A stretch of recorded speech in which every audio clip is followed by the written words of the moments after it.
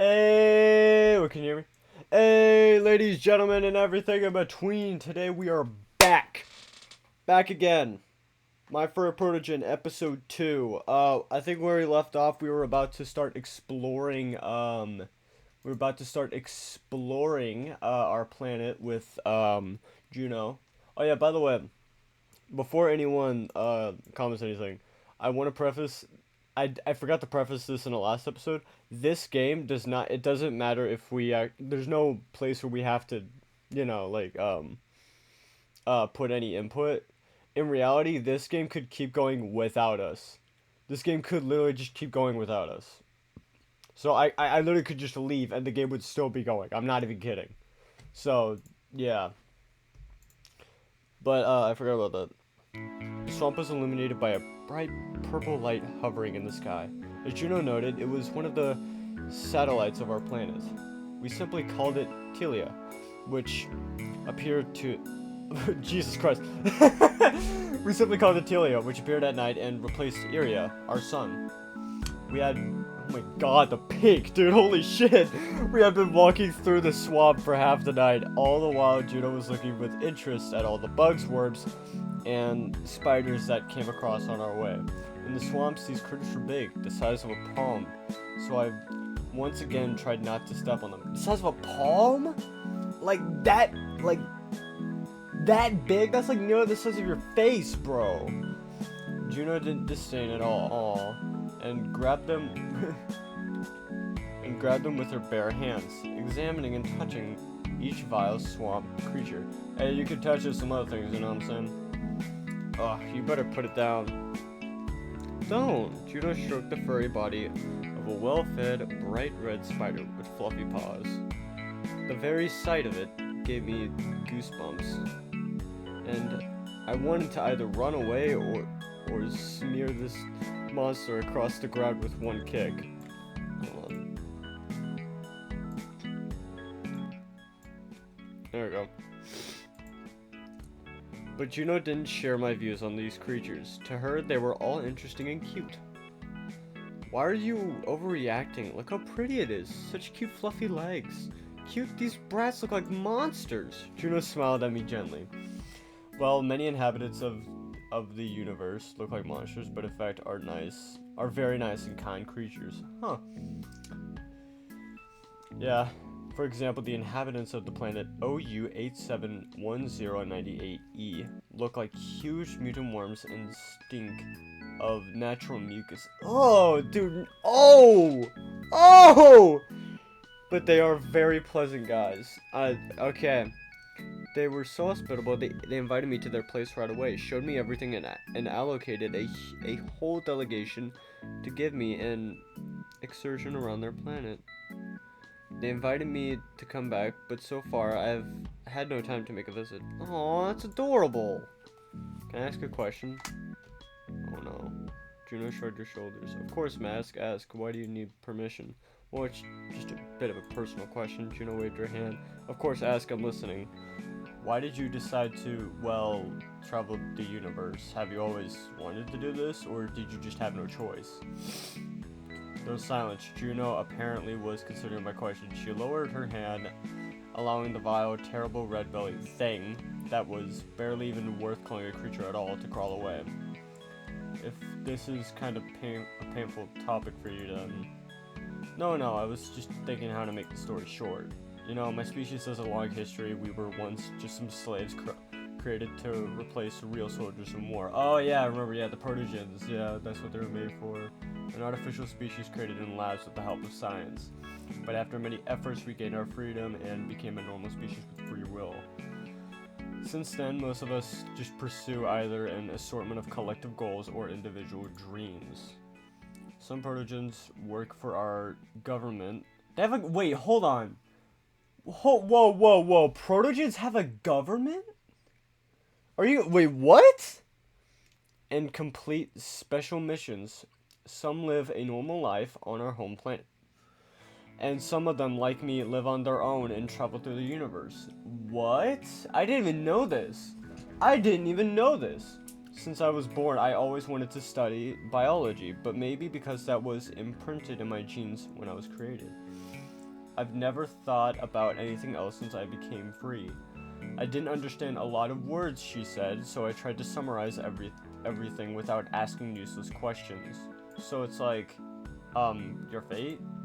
Something like that? Juno turned to me with a thoughtful expression on her helmet. Fate? Is that like a religious concept about predetermined future? Yeah, something like that. Here we have, for example, Mother of Heaven. She creates fate. She lives on a cloud and weaves destiny for everyone from heavenly threads.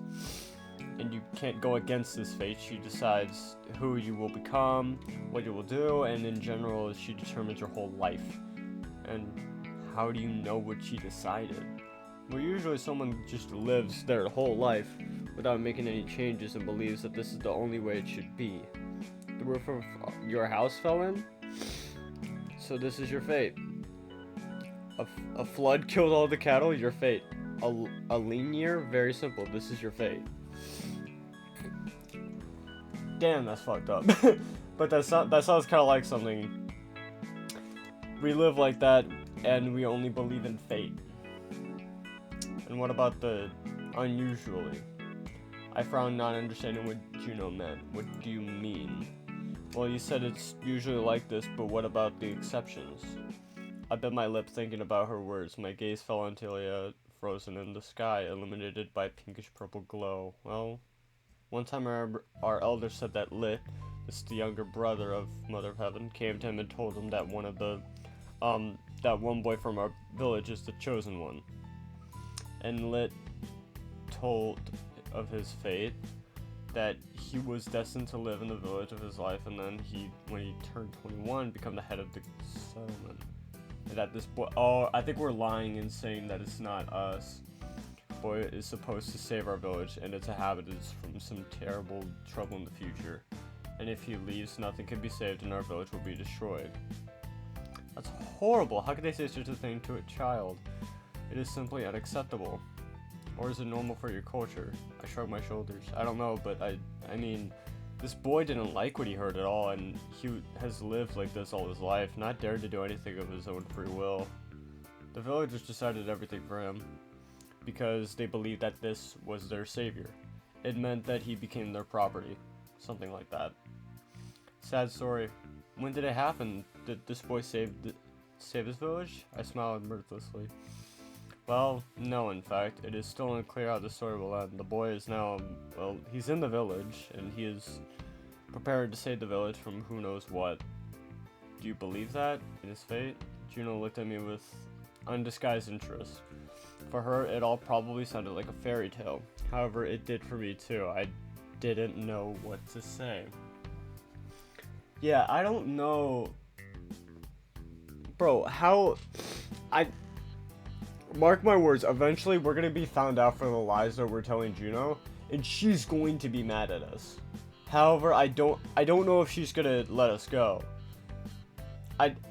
Judging by the fact that there's 3 games, I guarantee you she's probably not gonna let us just go out. So, I didn't believe in fate, but at the same time I understood that if my fate was predetermined, I wouldn't know about it. But what if it's really like that? What if something happened to the village when I left? To be honest, no, I didn't believe it. At least that's what I thought, that there is no fate and there is no Mother of Heaven or Lit either. All this is fiction in order to make life easier for people. And what do you mean make life easier? Well, people have always been afraid of a lot of things, death for example, or crop failure. They didn't know how to deal with that, so they came up with the fairy tale that some woman in heaven decides everything, that she runs everything. And after death, she will take us to heaven and let us work and help and create the universe. Somehow it made life easier, and people are not so afraid to die anymore. Well, that's the exact idea of religion. It's similar in most of the planets with intelligent species. That sounds very similar to Christianity. Though I'm surprised you understand that despite your limited knowledge about our universe. Juno smiled gently at me. You are truly a black sheep. I arched an eyebrow, not understanding what Juno was talking about. What am I? I've heard such an expression on one planet. Being a black sheep means that you are different from others, not like them. I smiled and nodded. Yes, I guess I really was a black sheep. What about you? You said that some of you lived far away from your planets. Is that a common thing? Not a common thing, but not too rare either, especially for scientist-type protogens. Some of us wanted freedom more than others, so it's okay for our protogen to live a long life without making contact with other protogens. For me, the universe and its nature was much more interesting than anything else. There are so many new and unexplored things out there in space. And you never wanted to go back home? Juno shrugged as she bagged another sample. Maybe sometimes, but not that much. Well, I wouldn't, I don't know. Before I gained my freedom of will, I was working in a lab every day. Yeah, so I guess she just didn't like it as much. I usually worked with other protogen scientists, but since we all became free, nobody wanted to work with others, and everyone started their own journey as a lonely scientist. I think it was just better for her to just go out on her own. I think it just kind of made sense. Besides, the first generation of protogens never had families or close friends. It's not something that we were supposed to learn in our so-called childhood. How is that possible? Weren't you born by your mothers? Or at least eggs or something like that? As already said, we were created artificially in laboratories. We were created with the help of genetic engineering and VR training. What? Well, it is something like this, like deciding which characteristics the creature will have before it is born.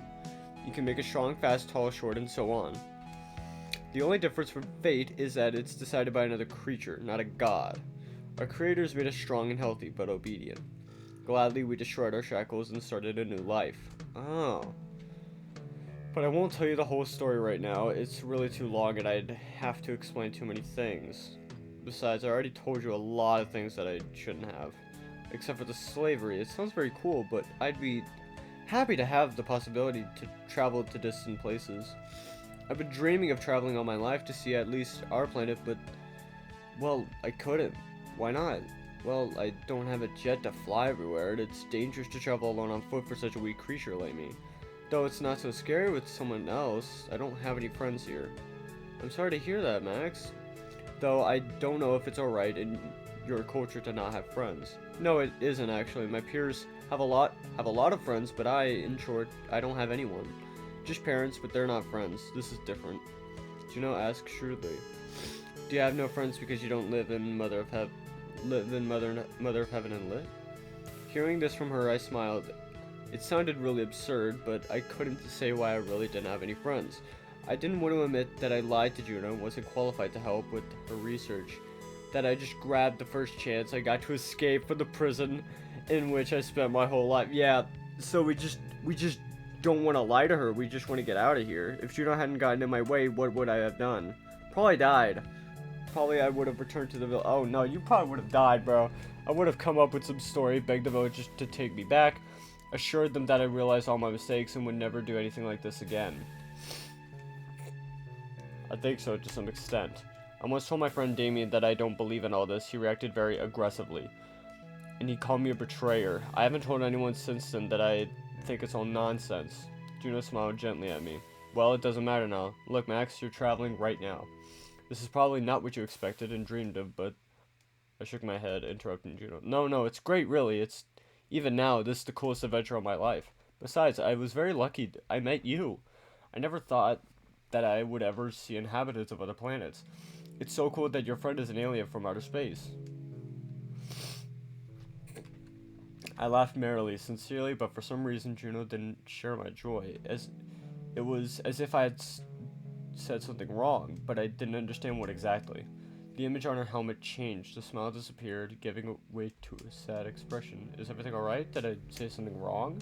Let's get ready. I've already finished here. I scanned the rest with my helmet. We can finish with this territory and go to the next tomorrow morning. Take the samples and put them into your backpack. I obediently picked out the bag samples and shoved them into the large bag behind my shoulders. Juno, are you sure you're okay? I'm sorry if I blurted something out. Maybe it has some other meaning for you? I didn't even know. It's okay, Max. Forget it. Was it because we called her our friend? Juno smiled, but it seemed to me that even on the helmet, the smile looked too artificial and forced. No, really, if I said something wrong, it's okay, I told you. Come on, Pixie. Pixie is waiting for us. Yeah, I think she's definitely I don't know. I think it's that she thinks she's gonna leave us behind, I think. There are those roots of yours that you cooked yesterday. I hope it will pass for dinner. Earlier trained a paid grower as I followed Juno with my backpack at the ready for any last minute samples. Oh god, we have to eat the root again. I know, I think they've gone bad. They're not usually stored for so long. Weird, I scanned before I left. They were fresh. Besides, I froze them and we never freeze them, so they've probably already gone bad. I'm telling you for sure, it's better not to eat anymore. Oh, well, okay. What will you eat then? Do you have any of those fruits that you gave me? I'll check when we're there. Don't worry, I won't leave you hungry, Max. Juno turned around and smiled at me over her shoulder, but there was still something fake in her smile. But I didn't understand what I was guilty of. I think it was the friend thing. I think that's what it was. I don't think she's ever been truly called a friend. And I think she might be thinking she's gonna leave us. We finished with the territory of forests around the northern valley and headed south, where a hot desert with a mercilessly scorching sun awaited us. As it turned out, Juno couldn't stand high temperatures, and well, what was the point in hiding it? I never actually been to this place, I just knew it existed. I read about it in books.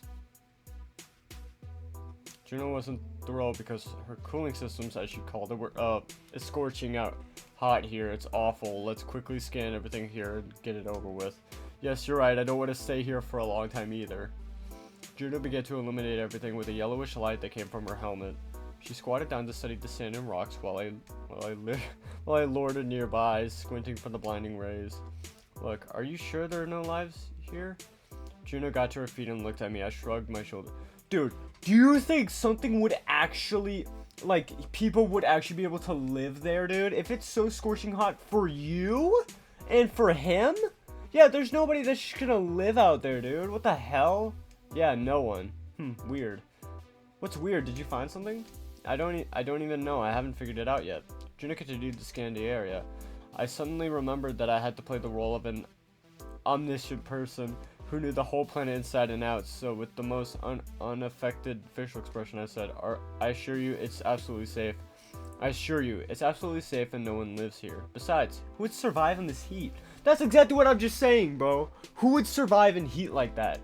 My words, which sounded surprisingly natural and, what the hell is that word, bro? Unperturbed, apparently cheered Juno up. She continued to rummage in the sand, studying the pebbles and particles of various substances she came across. At that time, I could hardly stand on my feet, and the feeling of sweat trickling down my temples was an obvious sign to finish up the research quickly. When I felt the door, it suddenly seemed to come up from everywhere as if the planet itself had shuddered. Did you feel that? Juno turned to look at me. Hey, Aiden. I shrugged and tried to stay calm. I don't know. Maybe it was just a falling rock? That's unlikely. My sisters had detected. At that moment, I screamed and jumped. The dry ground under my feet seemed to move. Juno looked at me, and I looked back at her with huge eyes. What the? She didn't have time to finish. A huge something burst out of the ground. Sand splashed in all directions. The ground under my feet was shaking, and I couldn't do anything to hold back a loud scream. Right between Juno and I, blocking our way to each other, a giant fat worm appeared. Juno, run! Max, over here. Juno dodged this huge round mouth of the worm, and ran around the large body, grabbing my hand. Oh my god, dude, it's like Star Wars. The Sarlacc pit. Due to the fact that I was confident in the safety of this place, we had moved quite far away from the jet. And now we could easily become the lunch of an underground worm. Juno ran away, still holding my hand, but I couldn't run as fast as she could. The worm, diving underground again, chased us, hoping to snatch its prey. You said there was no one here. I thought there was no one here, but you said you knew. Sand got into my mouth. I coughed it, and as the ground moved away from under my feet, I fell. Just at this moment, the huge worm popped out of the ground again. Juno, help! Juno froze in place. Interference jumped across her helmet, and I couldn't understand the expression on her face. Bro, sand got into my eyes. I could feel the worm coming towards me, and smelled and smelled the terrible stench from its mouth. Ow! Hold on. Bro. Oh yeah, she's gonna be pissed off at us after this. And after I had already said goodbye to life, there was a loud bang. I opened my eyes. Juno was holding what she called a gun in her hand. She aimed at the worm and pulled the trigger. Get up quickly. The worm became distracted and squeaked loudly, so Juno grabbed me and almost dragged me to the jet. We barely had enough time to get in, so Juno threw me into a chair and shouted, "Pixie, let's get out of here." Pixie obeyed. The jet hummed and we soared through the air. I was breathing heavily, sitting in an armchair, trying to calm the frantic pounding of my heart. Oh my god, we almost died. We almost just died to a worm. Guys, we almost died to a giant sandworm. Juno was sitting next to me with her elbows on her knees and her head in her hands, staring at the floor. Her helmet was expressionless. We were silent for a few minutes while we just tried to catch our breath. My legs were still shaking from running so fast, and my hip hurt from falling. Soon, a bruise would appear. Phew, we did it. A smile appeared on my lips. Did you see that huge bastard? He almost ate me. Thanks for... Juno didn't let me finish. She got up and silently left, leaving me alone. The module door closed behind her with a soft click. Oh, she's mad. She's mad. Completely unaware of what had happened and why Juno had reacted like that, I continued to sit in the chair in silence and solitude. Pixie? Yes, Max? Did I say something wrong? Sorry, Max, I can't talk about this. It's personal. Would you like to drink some water and change your clothes? I frowned even harder. Why couldn't Pixie talk about? What can't you talk about? Sorry, Max, I can't tell you. Would you like to drink some water and change your clothes? This conversation was going nowhere. I leaned back in my chair and ran my head over my face.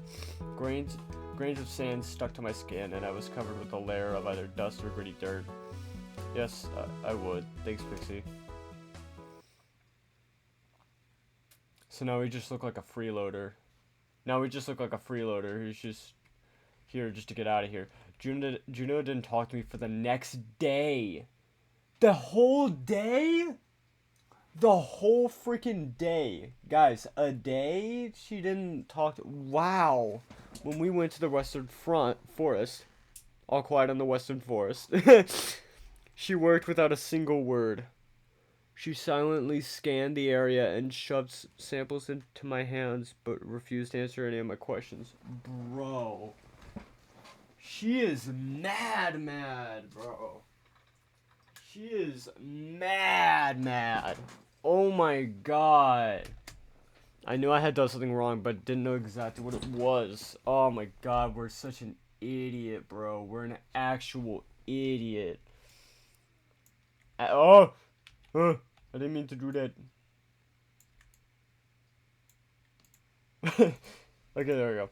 Several times I tried to start a conversation or ask something, but Juno either answered shortly yes or no, or ignored my words altogether.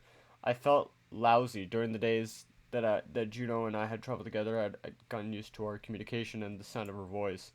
I'd never been as interested in anyone as I was in her. Aww. Maybe it was because I never talked to anyone so much.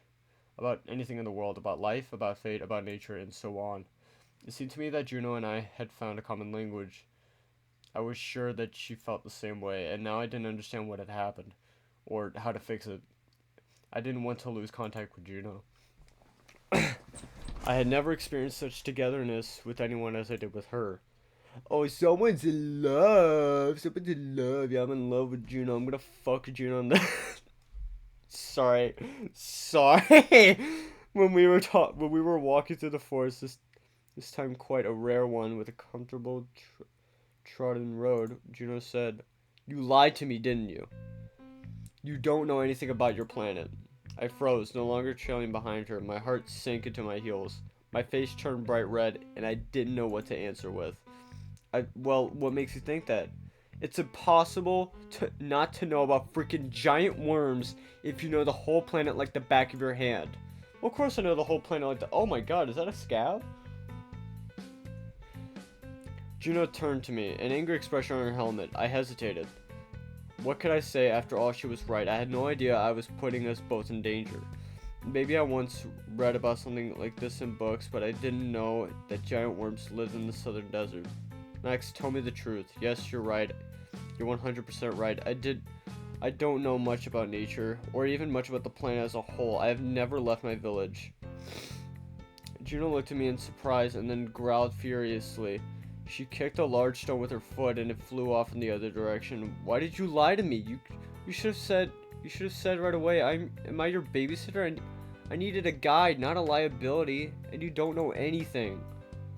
I couldn't tell otherwise. I couldn't tell otherwise you wouldn't have taken me. That's right. I wouldn't take you and wouldn't be responsible for your life. But I had to leave. What else was I supposed to do? You came out of nowhere, said you were from another planet, and I was confused. Don't lie to me, Max. You didn't get confused. You decided to play traveler and take advantage of me, but I'm not your babysitter. I thought you were an experienced person. I thought you knew everything about your planet, but what did you turn out to be? I hung a pile of stones around my neck. And if you had died yesterday, what would I do? What would I say in your village? That's the difference. What's the difference? I'm alive. You are alive thanks to me. Juno stamped her foot in anger. She was breathing heavily, and the face on her helmet turned bright red in unfiltered rage. I didn't know how to justify myself. After all, Juno was right. I made a deal by lying to her about everything. The only thing I didn't lie about was my name, and she had a big mission. She had to study the planet, not solve my problems for me. I felt terribly ashamed and immediately regretted that I had not told the truth from the very beginning. My face lit up with a blush. Sorry, Juno. I'm sorry. I really am. I didn't mean to lie. Just what? What did you end up by the river if you never left the village? Why did you end up by the river if you never left the village? Why did you ask to come with me? What do you want, Max? I bit my lips, sighing heavily. I sat down on a fallen log and dropped my head in my hands. Do you remember how I told you about the boy who became the chosen one? Allegedly, Mother of Heaven chose him, and I remember. So what? What does that have to do with it? This boy is me. I was 3 years old when the elders told me that I had a great destiny, that my life was predetermined by the Mother of Heaven, that she had a mission for me, and that's why I was sent here. According to the prophecy, I was supposed to become the ruler of the Northern Valley in the future, become a savior, and cope with some terrible threat. I never had a choice, you know. I was raised as a chosen one. I was treated as a chosen one, and not as a simple person. Even my parents called me the chosen one and savior every day, not by name. Everything was forbidden to me. I ate according to a schedule. My day was scheduled by the minute, and I wasn't allowed to read what I wanted to, do what I wanted, go where I wanted. I lived there as a pet, and so on my 20th birthday, I couldn't do it anymore. I spoke in front of the whole village. I had to prepare a speech for the birthday, and this time I expressed everything that boiled over. That there is no Mother of Heaven, that there is no destiny, and in general, I don't believe in all of this. I said it in front of everyone, in front of elders, in front of parents. They almost shoved me to the healers. They would definitely lock me in the house and just wait for the threat to come, but it might have never come. And I would spend my whole life within 4 walls, like some kind of decoration, not a person. So I ran away. I just ran through the woods until I was exhausted. I didn't know what to do. I asked myself, where would I go now? In the forest, I would just die alone. And to go back to the village, this was, well, a voluntary surrender for my whole life. And I don't want that kind of life, Juno. I want to live like a normal person. I want to travel, see the world, or worlds. Then you showed up, said you needed a guide, and I decided that this was my chance, and that now I could escape and no one would find me.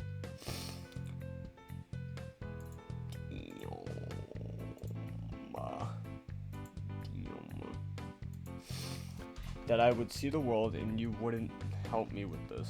And you would help me with this. Well, I'd help you and you'd help me. I didn't mean any harm, Juno, honestly. I just wanted to become your friend. I sighed and ran my hands over my face. Juno, after hearing my confession, stood silently in the same place, not knowing how to answer. I'm sorry I lied to you, but I really like traveling with you. I've never been friends with anyone. I've never had anyone. Just just this Damien I was talking about, but he doesn't care about me, you know? He's only called my friend, but in fact he's not a friend at all. I understand if you want to leave, but I would like to stay with you. I've never had such a great time with anyone, and thank you for saving me yesterday. If it wasn't for you, I would really be gone. When I finished my story, I looked away to the ground. I was afraid that JUNO would drive me away and tell me to return to the village. Or even worse, she would just leave me here. But I'd never get to the Northern Valley from here because we were almost on the other side of the planet! No matter how small, according to JUNO, it may have been. Jesus Christ. I didn't want it to end so suddenly. After all, we had fun together. JUNO sighed, walked over, and sat down next to me on a log. I don't need friends, Max. That's why I travel alone. So as not to make friends. Why? I thought we were, I thought you enjoyed hanging out with me. Yeah, I did, and I do. It's great, even fun and interesting to be with you, but I don't need it. That is, well, I can't. I shouldn't get attached to anyone. It's fraught with consequences. What consequences? JUNO was silent for a few moments before finally giving up. Sorry, Max, I also lied to you.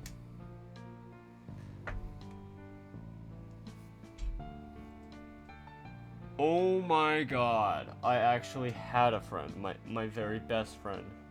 We met on one of the planets I was exploring. His name was Toshi. He was my guide on that planet, but we got along so well that he also became my friend. There was nothing keeping him on the planet. He had neither relatives nor friends, so he decided to fly with me. We traveled together for a long time, lived side by side and helped each other, and then, well, on one of the planets we fell into a trap and JUNO paused, her voice trembling. I pursed my lips, already realizing what had happened to Toshi. JUNO looked really broken. When Toshi died, there was nothing I could do, and even if I could, I didn't do anything. I just didn't have time. I only managed to make my own way out. He urged me to leave, said I shouldn't even think about staying with him, and I had to leave. Otherwise, we would have died together. For a while, it seemed that it would have been better if I died with him. There wouldn't be this constant feeling of guilt. It's always with me no matter what I do. Damn, bro! Oh my god, I feel so bad for her. Bro, I want to give her a big ol' hug now. Oh my god. And it can't be fixed. Toshi can't be returned. When I came to my senses, I vowed never to make any friends again. Oh my god, you poor lady. Oh my god, you poor, poor soul. Or even somehow get attached to those with whom I travel around the planets. The guides became just helpers for me, and I tried to stay away from them. Oh my god. But with you, it's really great to be with you, just like with Toshi, but in a different way, of course. And when you showed up, I realized how lonely I've been all this time, but I can't get attached, you know? I can't let it happen because then I might lose it again. I just can't face it again. What would have happened if I hadn't saved you yesterday? I agreed with a sigh. I would have died. Exactly. Right in front of my eyes, and when I saw you lying there and the swarm was ready to devour you, I fell into a stupor. Stupor? It was as if Toshi appeared before my eyes and history was repeating itself. I don't know by what miracle I managed to pull myself together and help you. I don't want to lose a friend again, you know, it's too hard. Oh my god. But you can't be alone all your life. JUNO looked at me with a sad face. I didn't know how she felt. I had never lost any friends. I didn't have any friends at all in the first place. Dude, this is so sad, man. Oh my god. Bro, I want to give her just a big hug. Just a big hug. And I could only imagine how scary it was to carry such a burden and to blame myself every day. But at the same time, I knew that no one had to blame themselves every day. It was too hard to live with such a load. Unless you're a guy, anyway. Or unless you're gay. You can't control who you get attached to, and if that happened, maybe it should have. JUNO smiled sadly. Fate? I chuckled, realizing her words.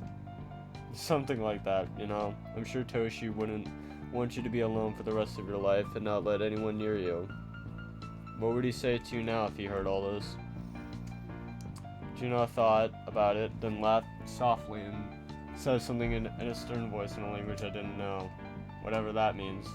This translates as, let's say, well, pick up your snots and stop behaving like a child. Dude, I like this Toshi guy. I like this guy. He sounds fun. His philosophy was somewhat similar to yours. He believed that what was meant to happen couldn't be avoided, and what had already happened couldn't be changed. I believe in that last one. He would only get angry if he found out that for so many years I have been afraid to say an extra word to my assistants or even start a conversation. Because the more you talk to them about abstract topics, the more you get attached. I think you and I have found each other. I didn't have any friends because no one wanted to be friends with me. Well, everyone wanted to be friends with the chosen one. Not with me. And so you don't have any friends because you're afraid to make them. I think we're cut from the same cloth. Juno just smiled. Maybe you're right. I will try to help you, Juno. I promise. We don't have to, well, become very close friends. We can be friends for now, you know, get used to each other. And if we become best friends, then so be it. And I will try not to be a burden to you, okay? I held out my hand to Juno. She looked at it with incomprehension in her eyes, but apparently quickly remembered what it meant. Smiling, she sniffed as if she was crying and squeezed my hand in a handshake. Oh, my heart! My heart! Alright, let's let everything go as it goes, and then we'll see, right? Yeah. Well, are we going to look for any stuff for your research? Yes, it will be dark soon. Let's get this over with as soon as possible, and then we'll go and look for more of your roots. I almost shuddered. By the way, I wanted to say, honestly, I don't know what these roots are. They are disgusting. I never want to eat them again. Then why did you eat them? Well, I just don't know how to distinguish edible mushrooms from inedible ones. The roots are safer than mushrooms. In short, I lied to you. Sorry, but that's the last thing I lied to you about, honestly. I must admit, I suspected something like that. These roots stink terribly. I can't imagine how you ate them. What is it again? Honestly, I have no idea. Oh my god. Our main character is fucking hilarious, man. Oh, honestly, I have no fucking clue what this is. What's wrong with you, Max? You'd eat such filth just not to tell me the truth? You know, your endurance is inviolable. I probably wouldn't be able to do that. Let's just forget about it and we'll find something better. Oh my god, that's awesome. Forget? Well, no way. I'll remind you of it every day. Oh, I love Juno. I love Juno, man. These two are awesome. The further we moved across the planet, the closer Juno and I got. I felt that it was easy, right? And good for me with Juno, as if it was supposed to happen, as if we were supposed to meet. It seemed like we had known each other for a long time, and then we just hadn't seen each other for many years. But now, we had finally found our way to each other again. Oh yeah, I completely forgot to say, there are parts of these games that are not for YouTube. So if that's the case, I'm gonna have to either edit that part out of the video or just pause the recording. So if you're wondering why it cuts the recording sometimes, that is why. If you're wondering why the recording may have cut, that's exactly why. And if you're wondering why it cut during the last recording, it cut a few times, and that's mainly because I was trying to pause the recording and I didn't. So I had paused it, so yeah. But, you know, if I pause the recording, you know exactly why I paused the recording. It was either I left mid-recording or something happened, and I'll explain if something like that happened. As promised, I helped Juno as much as I could. I tried to learn how to collect samples, of course. Exclusively under her strict guidance, I recalled everything I studied about nature at school. I tried my best to become Juno's assistant, not a burden. I helped her do some things in the jet. Juno even let me into her laboratory. Oh, she showed me everything there, although I still didn't understand most of her words. Juno laughed kindly and assured me that I would definitely figure it out in the future. Our journey ran through the whole world, and I didn't even know how big it really was. Of course, for Juno, our planet was tiny, but for me, it was a boundless expanse. For a guy who had lived all his life in one place, in one house, waking up every morning in a new place was a real miracle. Oh, that's beautiful. That's absolutely beautiful, man. That's beautiful, Dad. More and more, I began to think about asking Juno to travel through space with her when her research on our planet was over. I didn't have enough of an imagination to picture what I would see there. I couldn't wait to go, even though I knew it would be extremely difficult to persuade Juno to take me with her. Maybe she'd never agree to it. I didn't want to think about what would happen if Juno just flew away one morning, just as she arrived. Suddenly, like a blast in the middle of a quiet forest. Would she forget about me and leave it all behind? I couldn't imagine how I could possibly forget, how I could leave our friendship, our communication, our heart-to-heart conversations behind my shoulders. For me, it was something new and so amazing that I didn't even want to imagine what it would be like to lose it. Sometimes I thought about my parents, about whether they thought about me, whether they remembered what happened to them, to the village.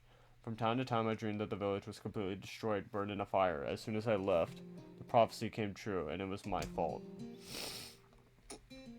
In these dreams, I felt helplessly and inexpressibly guilty. When I woke up in the morning, I was so depressed that even Juno noticed it and asked if I was alright. But I couldn't tell her what I was really thinking, because I didn't want to turn these thoughts, these fears, into words. So you just didn't tell her, motherfucker? Then it would make them a reality. Brother, what? And I didn't need it. I didn't want to admit that I was really guilty of something. That I really left my village and my family in danger. Bro, you literally already told her, though. What? Juno and I moved further north on the planet and soon found ourselves in vast expanses of hills and... Is that just me? Bro, we already fucking told her, though. But we literally already told her. Am I missing something here? You already told her that you're the chosen one and that you left. Am I missing a piece of the puzzle here? Like, what? As soon as we got out of the jet, a strange smell hit our noses. It smelled like rot or long dead meat. We looked at each other and realized that Juno had also smelled it. What is that stink? What is that stinks so much? I don't know. Maybe something died nearby. We went further along the path into the forest. I began to look closely at the trees and shrubs around us.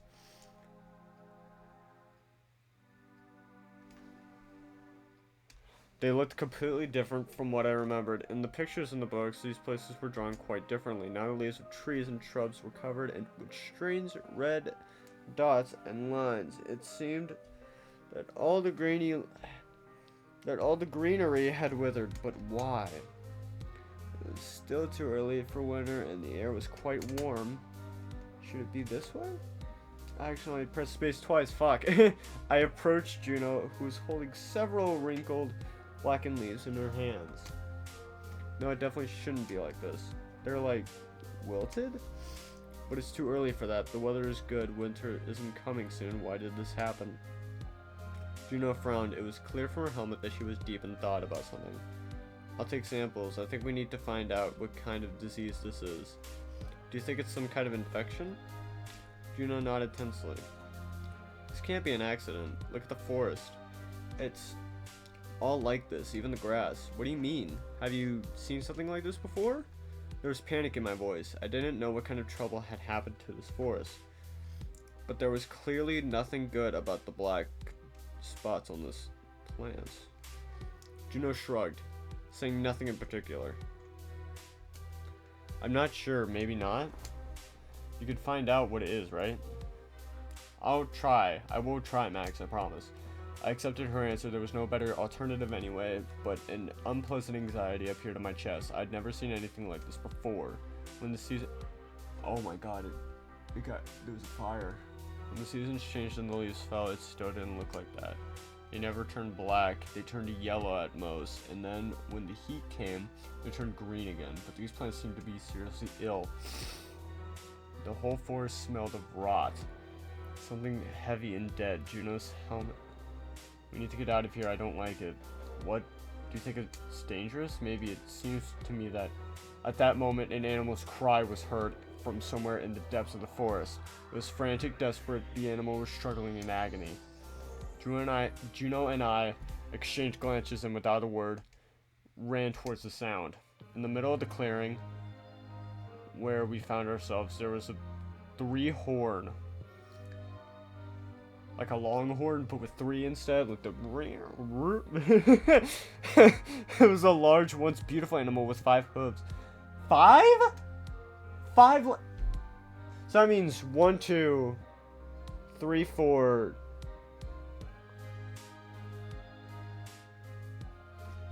Fifth leg? Got a 5th leg? Anyway. So dumb. Oh my god. Its eyes, usually yellow, had turned white and black blood flows from its mouth. Ew! Ew! Ew! It smelled like a corpse, like rotten meat. What happened to it? What's wrong? I don't know. We need to run some tests and find out. We're not taking it to Pixie, are we? Juno shook her head apathetically. Of course not. If it's what I'm thinking about, what are we thinking about?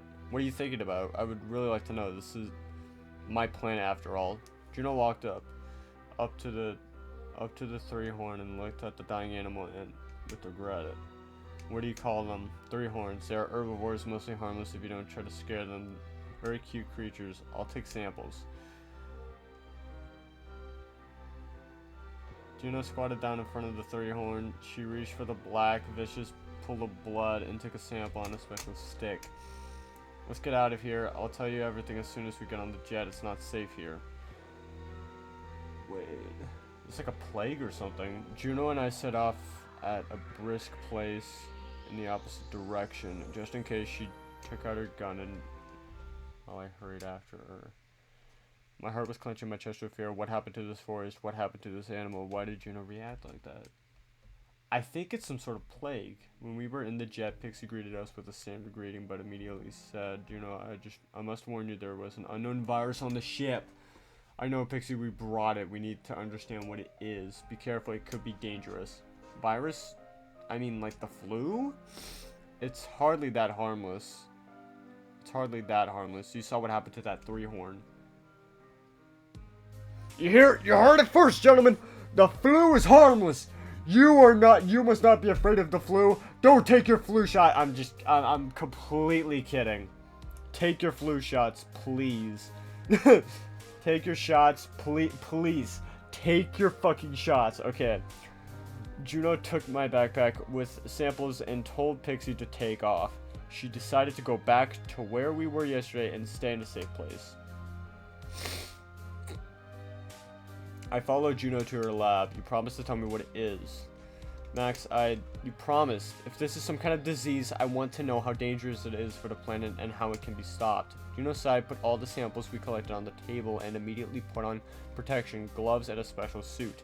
Listen, I don't really understand it myself, but it's some kind of virus, and if I'm right, we need to inform your village urgently. If this virus is as serious as I think it is, it will spread all over the planet. Oh no, we need to find out if there is a chance to stop it, where it came from, and if there is a chance, it's possible there isn't one. Max, I'm not a magician. Yes, I am a scientist, but this does not mean I can do everything. It may not work out, but then we will need to figure out what we can do. And the most important thing is whether this virus is dangerous to humans. I could feel my heart beating wildly in my chest. Juno set to work, working on her instruments. Promise that you will tell me everything when you find out something. Of course, Max. Go get some rest, chat with Pixie. Oh my god. Dude, the world is an end. It's at an end. It has to be.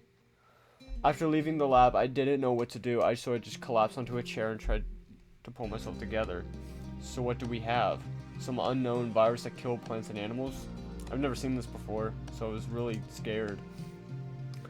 Thoughts of my parents in the village immediately flashed into my head. What if the village... what if the virus got there too? What should we do about it? The worst part was that I couldn't help it in any way. I tried to calm myself down, having no other options to cope with the panic. Maybe this virus wasn't as scary as I thought. At least, if it wasn't harmful to people. Yes, livestock and crops may die, but we could cope with this. We had already had bad years before, and back then we survived them all together. I told myself that this was impossible to lose my temper right now and give up. After all, JUNO was on my side. A scientist from another planet. She knew exactly what to do with all this. I don't know. I wouldn't be too sure about that, bro. I wouldn't be too sure about that. She literally said she can't do everything. For several hours, I restlessly roamed around the jet and tried to occupy myself with something, but to no avail. At some point, I fell into a chair and managed to take a nap, but that restless surface sleep didn't last long. JUNO came out of the lab, and from the look of her, I understood she didn't have any good news. Well, did you find out anything? Something. Pixie, keep an eye on the lab. Yes, JUNO. Will you tell me? JUNO sat down opposite me with a heavy sigh. I think it's a virus, and this virus is very dangerous. Judging by what I have managed to find out at the moment, it spreads very quickly through the air and through touch. It kills carriers and remains in already dead organisms for a while. I tried to kill the virus with cold or heat, but the effects of temperatures don't cause it any harm. Listen, Max, I don't want to scare you, but I think it's very serious. You need to return home immediately. Our journey is over. I assume that it can be stopped somehow, and I will try to do everything I can to help your planet. I gripped the arms of the chair, feeling my heart pounding in my chest. It was beating faster with every word JUNO said. No, wait, what are you talking about? What do you mean I have to go back? What about you? I'm going back to my ship. This jet is only part of the ship. The ship itself is waiting for me in orbit. There I have more devices, more tools. I can try to create a cure. And you should be with your loved ones, and no way. What are you talking about, JUNO? This is my planet, my house, and if it's a danger, I'm not going to sit idly by. I will help you in any way I can. It will be much better if there were two of us. Max, it can be very dangerous. What if you get infected, or what if you get infected? JUNO was silent for a couple of moments, but then she shook her head. Still, you'd better go back. I don't want to be constantly distracted by worries about you. I don't want to let it happen again. I sighed immediately, realizing where these worries were growing from. Yeah, JUNO frowned, turning away from me again. JUNO, nothing will happen to me, and if it does, that will mean you couldn't have prevented it. I won't be much better off at home anyway than with you. If the virus is spreading so fast, then my village may be in danger. But this virus won't be able to get on your ship. JUNO was silent, apparently trying to decide how to proceed. I reached out and squeezing her hand in mine. And at that moment, I felt a wave of heat radiate throughout my body. I never touched JUNO like that before, gently squeezing her palm, saying that I was here next to her and nothing would happen to me. In fact, I'd never touched anyone like that, even my parents. They didn't need my support. They tried to support me, but it never worked. Now I felt more ready for battle than ever, more motivated than ever. Maybe that was my purpose. Who knew? Help JUNO with the cure. If I was going to die, then so be it. JUNO, I'm not going anywhere. I'll stay with you, and we'll get through this together. And if we fail, what then? JUNO drooped even more, but her hand squeezed mine in response. Her warm, thin fingers gently squeezed mine. For a moment, my heart skipped a beat. Then we will think about what to do next, okay?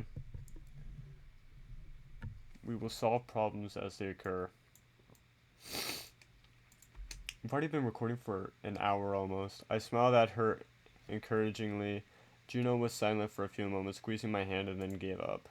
Fine, you're probably right. Pixie, let's go to the ship. We need to decide what to do with all this. Yes, JUNO. And the jet shook, and soon we soared into the sky. And that, my friends, I'm sorry, but that is actually where we're going to leave it off. I know, I know, I know. That's where we're leaving it off today, everybody. I'm sorry. I'm so sorry, but that is where we're leaving off this recording. And that is where this episode is going to end for now. I am so sorry. We'll leave it off at episode 3. This was episode 2 of my Furry Protogen 1. And yes, we're going all the way through to the 3rd. That is a promise. That is a promise that I'm going to commit to. And if I don't, so help me, someone will continue it. And anyways, I want you to know that if you don't subscribe, I know where you are already, and I am already sending me and my friends to literally burn your entire house to ground. No, I'm kidding. But for real though, subscribe, follow my Twitch, in my channel, and in the description of most of my videos, if not all my videos. Go watch episode 1. It is amazing, and if anything, it is worse than this one, I would say. But just go watch it for context. If you haven't watched it already, go watch it. Come on, go. You should have probably been watching it before this, but whatever. Anyway, please like, subscribe, turn on the post notifications, and follow my Twitch if you haven't already. Peace out, ladies, gentlemen, and everything in between. This is my Furry Protogen episode 2, and thank you for watching. Bye!